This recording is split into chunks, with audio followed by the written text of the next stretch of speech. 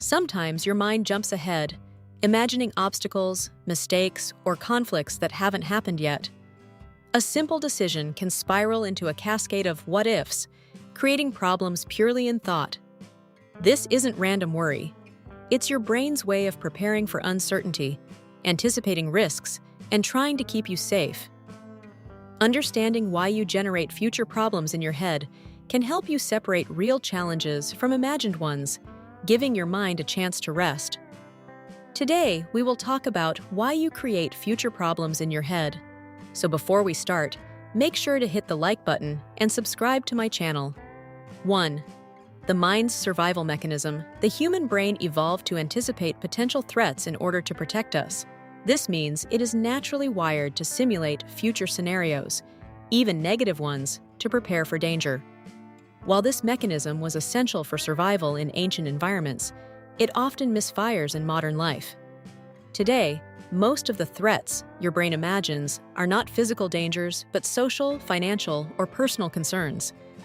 The brain simulates these scenarios in advance, creating detailed narratives of potential problems. While this can sometimes help with planning, it often leads to unnecessary worry and stress. The more you focus on what might go wrong, the more your brain amplifies the perception of risk. This creates a cycle in which the mind continuously generates future problems that may never occur. Understanding that this tendency is rooted in survival instincts helps explain why anxious thoughts about the future feel so convincing, even when they are unlikely to happen. Recognizing the brain's protective function is the first step toward breaking this loop. 2. Overactivation of the prefrontal cortex. The prefrontal cortex, responsible for planning and decision-making, plays a key role in imagining future problems. When active, it can simulate multiple outcomes, evaluate potential risks, and predict consequences of actions. For intelligent and analytical individuals, this area often works overtime. Instead of evaluating only relevant possibilities, the prefrontal cortex may generate dozens of hypothetical scenarios, including worst-case outcomes. Each simulation requires cognitive energy and can create emotional tension as the brain reacts to imagined risks as though they were real. This hyperactivity can make you feel mentally exhausted, anxious, and stuck in your thoughts.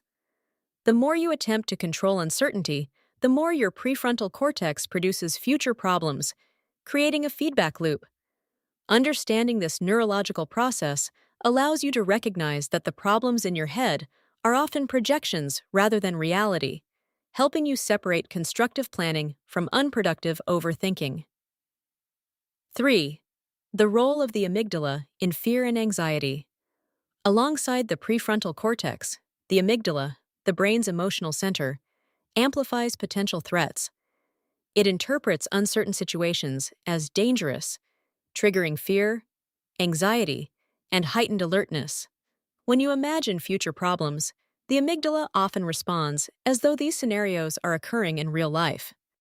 This emotional activation intensifies the perception of risk and urgency, making hypothetical problems feel tangible. Even if you logically know the problem is unlikely, your emotional brain reacts as if it were imminent. This combination of prefrontal simulation and amygdala response creates a loop where your mind produces increasingly vivid and distressing scenarios. The more intense the emotional reaction, the more your brain interprets the situation as urgent, prompting further mental elaboration. Recognizing the amygdala's influence helps explain why worrying about future problems can feel so automatic and uncontrollable. 4. The default mode network and rumination. The default mode network, DMN, is another brain system that contributes to imagining future problems. The DMN activates during rest, reflection, and internal thought, which is why worrying often increases when the mind is idle. Instead of focusing on external tasks, the DMN turns inward, replaying memories, projecting future scenarios, and analyzing personal experiences. Over time, the network can become overactive, producing repetitive thoughts about what could go wrong. This rumination reinforces anxiety and mental fatigue, as the brain continues to rehearse potential problems rather than focusing on the present. Understanding the DMN's role clarifies why sitting quietly or trying to relax can paradoxically trigger heightened worry. It's not a personal failure, it's simply your brain following its default patterns for survival and internal processing. 5.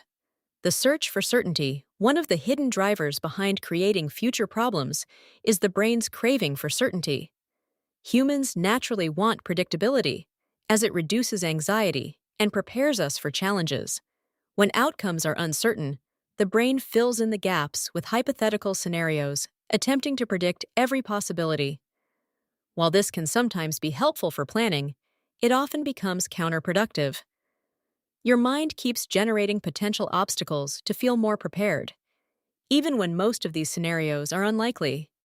This endless search for certainty can make it feel impossible to relax, as the brain convinces you that imagining future problems is necessary to avoid failure.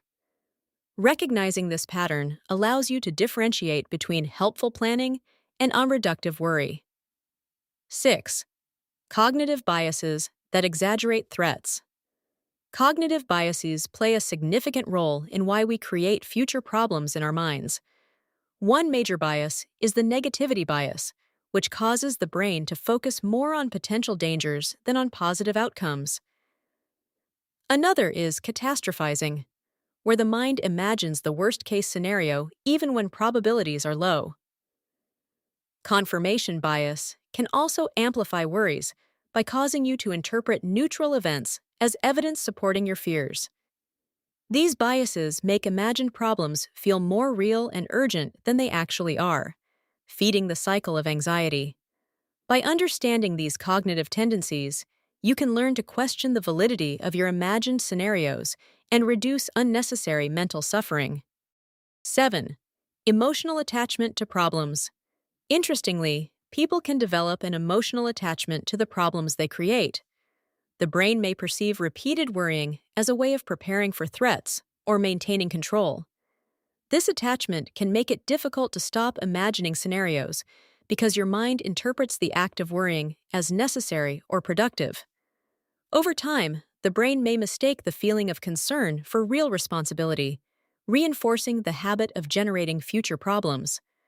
Recognizing this emotional attachment is crucial to breaking the cycle, as it allows you to respond differently to thoughts rather than automatically feeding them.